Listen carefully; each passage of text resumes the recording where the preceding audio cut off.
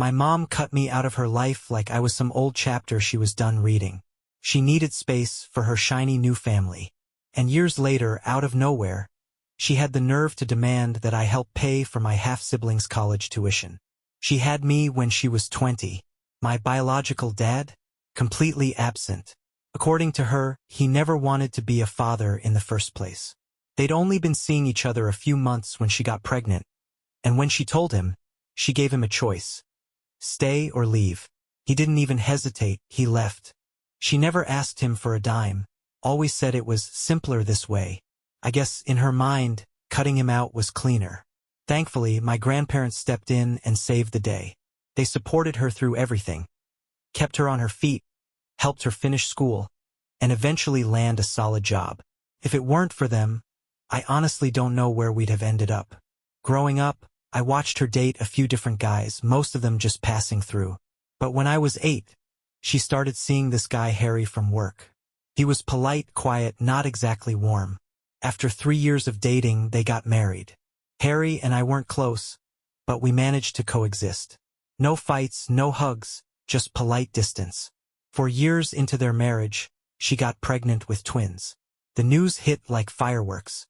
Everyone was thrilled. Me? I was genuinely happy. I thought, this is it. A bigger family, maybe even a real one. I actually believed we were finally going to feel whole. But everything changed.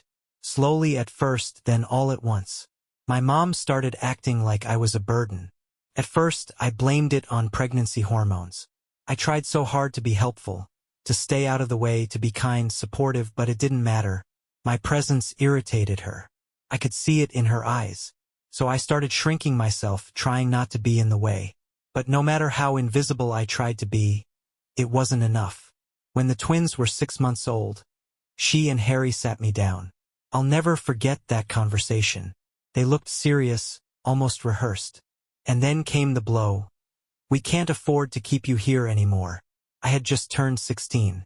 Not even an adult yet. Sure, legally they couldn't throw me out, but they didn't have to. The message was loud and clear. I wasn't welcome. They blamed money. Claimed times were tough. But come on, both of them were web engineers. We lived comfortably.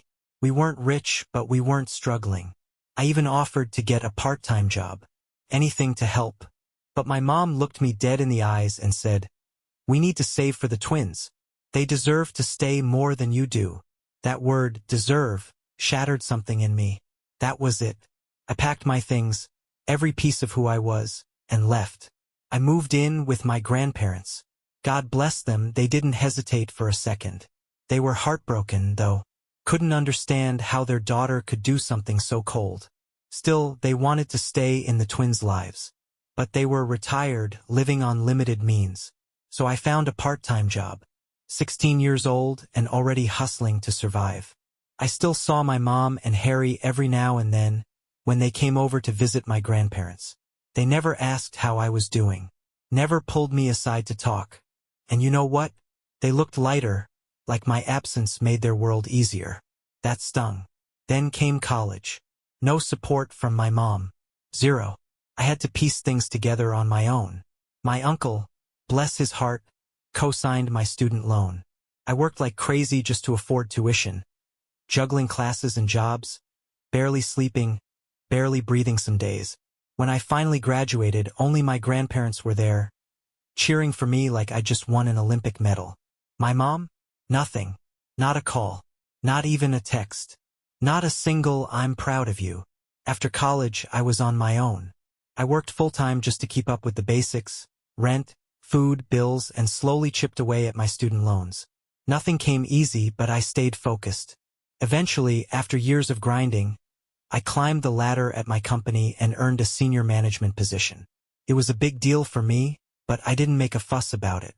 I kept it quiet, only telling a few people I trusted, one of them being my uncle, the same man who had helped me get through college.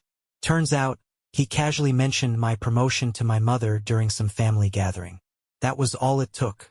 A couple of weeks later, completely out of the blue, my mother and Harry showed up at my front door. I hadn't heard from them in years. I had cut them out of my life right after college. Blocked their numbers, unfollowed everything. I needed peace, and they were the opposite of that. And yet, here they were, standing on my porch like ghosts from a life I thought I'd buried. And what did they want? Money. Not a hello. Not a "we're proud of you." Not even a shred of remorse. They just jumped straight into it. The twins were about to start college, and they wanted help paying for tuition. The nerve. They didn't even try to pretend they cared about me. Instead, they acted shocked that I hadn't kept them updated on my life, as if I owed them anything. Then came the real kicker. They told me I should understand that they had to shift their priorities back then, that I was old enough to deal with being pushed out. They even had the audacity to say I was selfish for going to live with my grandparents and cutting off contact. According to them, I was too emotional, too dramatic, too intense. Suddenly, I was the villain in their version of the story. They tried to twist the whole thing into some noble gesture. They said it was an honor, yes, an honor, to be asked to contribute to the twins' education. Like they were offering me a gift by giving me this responsibility. When I said no without hesitation, they called me ungrateful. I reminded them calmly but clearly that I had put myself through college without a dime from them. That they had abandoned me when I needed them the most. And now that I had something to show for my struggle, they wanted a piece of it? Absolutely not. I told them to leave. That's when the anger kicked in. Suddenly, everything was my fault. My mother started shouting about how she raised me alone, how hard things had been, and how this was my chance to give back. I looked her straight in the eye and said, "You were legally required to raise me. That wasn't a favor. That was your job." They didn't like hearing that. I ended the conversation right then and there and made them leave. The moment the door shut behind them, I felt this wave of regret for even letting them in. They hadn't come to reconnect or make things right. They came to manipulate me. After that, my mother started flooding my inbox. Emails every couple of days, all laced with guilt trips and passive-aggressive jabs.